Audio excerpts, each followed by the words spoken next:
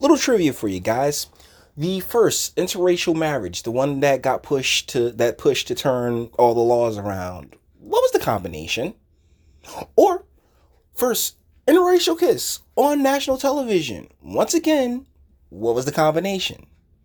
You're looking at it. It was a black woman and a white guy. So when Loni Love, who's inexplicably popular, not really, it's not inexplicable. Deal is that, they've been pushed, the media really operates through black women. So like they definitely want to push her out there. She's pulling a Tamron Hall, and it's coming to us from that Madame Nore trash website, but we can really see what it is. So many of our sisters are so lonely. Loni Love in tears telling black women to not be afraid to take a chance. Sweetheart, it's your fantasy. It really is.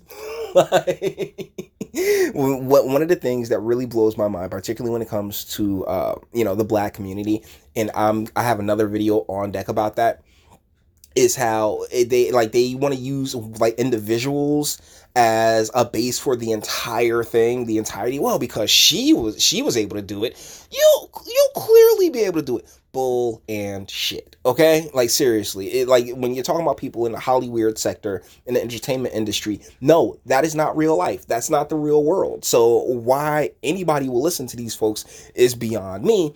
But hey, it is what it is. For all the differences between herself and Beau James Welsh, Loni Love says he's perfect for her. He's different. His culture is different from mine. But when we come together, we know about compatibility, she said on The Real this week. That's never changing. Love wouldn't have found him and what they have now had she not dropped her reservations and chosen to take a chance, dating a man outside of her race. Okay, so let's be 100% real about this. Black, white, yellow, red, purple, they're not races. Okay, they're categories, first and foremost. But when asked by guest co-host Tisha Campbell, oh, that crazier than a sack of cats broad, what she's learned about Welsh that she loves the most, she says that he's loyal to her in a way most that other men weren't. Why? Okay, cool. I mean, congratulations. And how do you know that? It's not about him being better because he's still a man. Oh, wow. That's just a big kick in the dick of misandry. But it's the loyalty that I like, she said. It's like, I can leave and he's there for me. The comedian would then break into tears. Think of her friends who are without the type of love and support they deserve. Nigga, you deserve what you accept. All right? Like, seriously. Because they're dating the wrong men or have given up on trying to find one after certain experiences. I have one friend and I was talking to her. It was a podcast. She's like, I don't need a man. I have my friends. I was like, girl, she said, and this is why I'm so emotional about it, because so many of our sisters are so lonely and they don't want to admit it, and they all got to do, and all they got to do is take a chance. So I don't want you to live your life without finding someone. When I go out on the road and I come back, it's nice to have somebody say, hey, or pick me up from the airport. Word, like it's like so basically like a manservant, I guess. I don't know.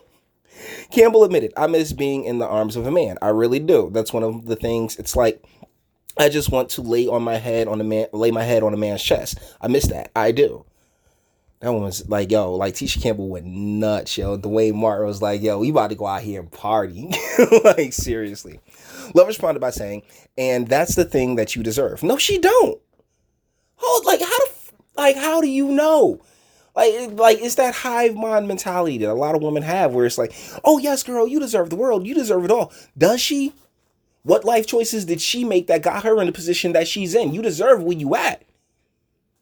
She said a lot of the divisiveness and anger we deal with, particularly as black women, of course, could be quelled if we were receiving love from the right people.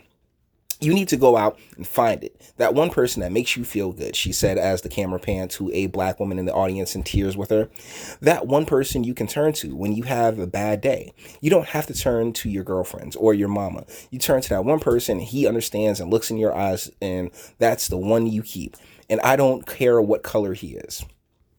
After speaking on the video with a colleague, she agreed that black women are weary and that even she sometimes wonders if there is potential for other men to treat us better. By all means. See, that's the thing about us is we don't care. I wasn't going to you, Loni Love. I'm not going to Tisha Campbell. But do what makes you happy. But the problem is that nothing can make them happy, and particularly Tisha Campbell, like she already wrecked her shit. I mean, I really feel like Lonnie Love here is like falling into something. I'm not sure. Like, what I'm saying, she's lucked out. This is an exception though, not a rule. And y'all really need to stop looking at exceptions as if they are the rule.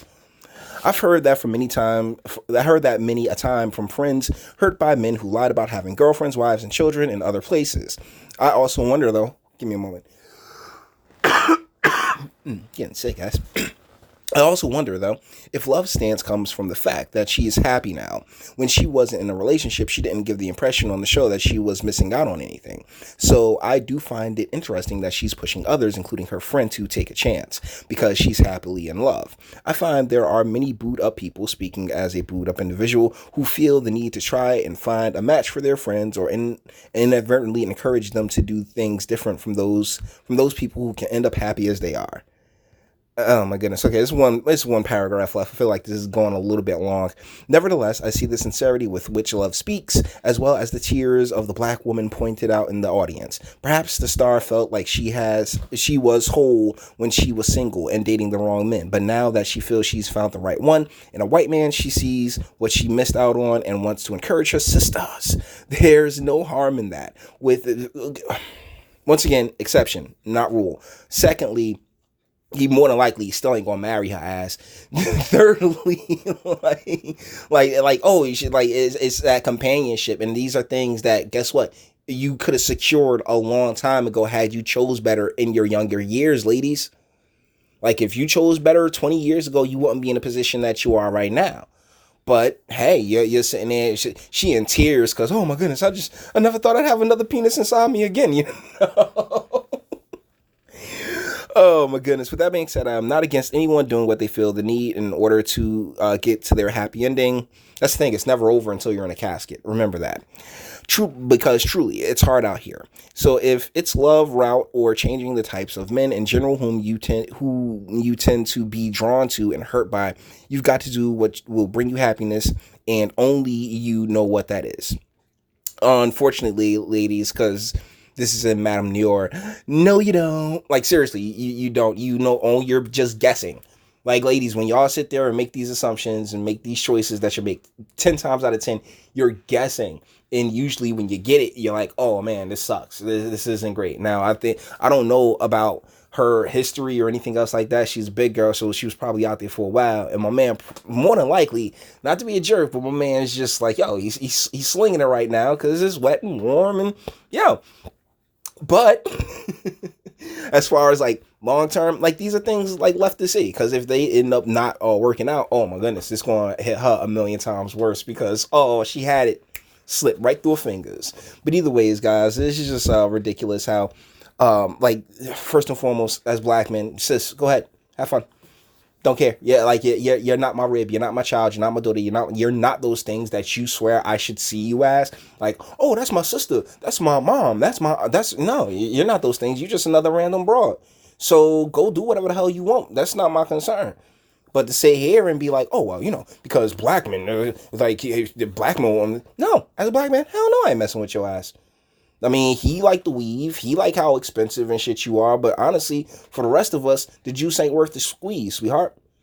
Even though there's a lot of juice to be had, apparently. So, with that being said, we're going to bring this one to an end. All the internet stuff. If you liked it, toss it a like, dislike, go ahead. Do that too. Nobody's scared of you. Sub if you enjoy my fantastic voice and you want to get videos like this every single day. Share because sharing is caring. And YouTube and BitChute and the like. I'm the biggest fans of your boy over here. Bang the bell because notifications are the only way you can know when a new video is up and out. And speak. Let me know. What do you think in the comments? I mean, if they're so lonely, by all means, they can open themselves up to whoever the hell they want. But that don't mean that whoever the hell they want gonna want them back.